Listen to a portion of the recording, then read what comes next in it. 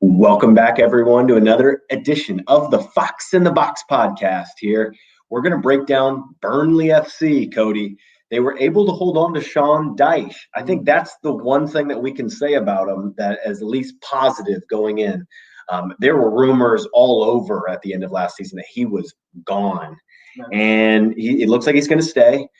They've been able to really hold on to most of their players. There hasn't been a ton of players really coming into the club, which is a concern. I mean, they had a fantastic season though last year, Cody, finishing 10th. What are your thoughts really going into this season? Absolutely. I'm with you.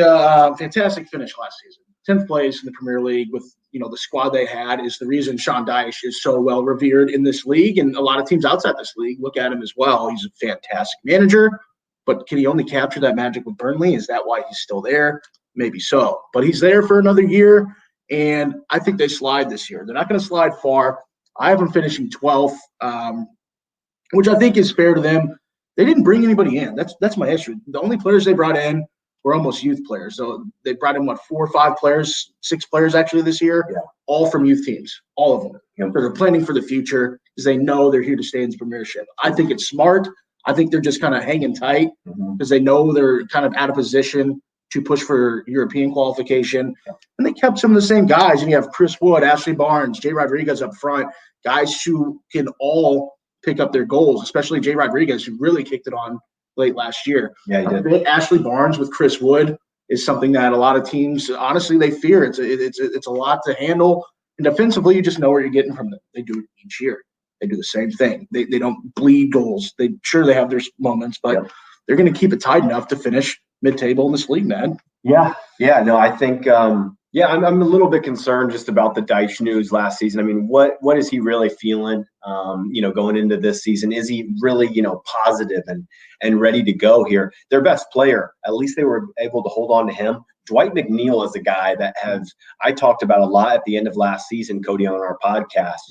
And he's a left-footed player. They play him on the left side because he's got a great crossing feel to him. And, that's why, the likes of Wood and Barnes and those guys get that service from them. They do a great job with their crossing.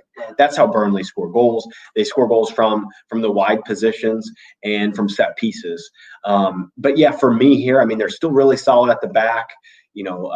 Tarkowski, he's a brilliant defender, England international, really. And for me here, though, I do agree, Cody. I think that they slide.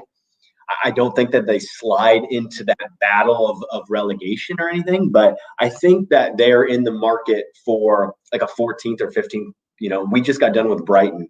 I think that they're better. I think that Brighton are better. I think they have a more positive outlook going into this season.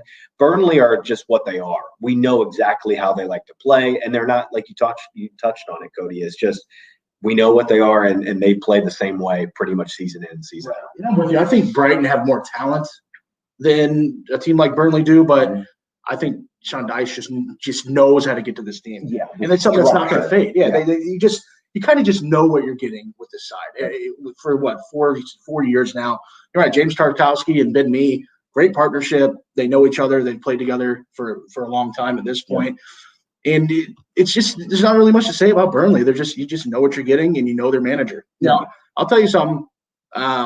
If they did lose Sean Dyche, I think this team would tumble. Yeah, I was just getting ready to say that. So if there was no Dyche here, I think that they would be in that spot. I think that the one thing that I guess you could say about Burnley, the board did a good job, whatever they said to Dyche at the end of the season, to be able to just hold on to that lad because he's everything to them. He's what has made this club so profitable when you think about just their finishing in the standings and stuff like that.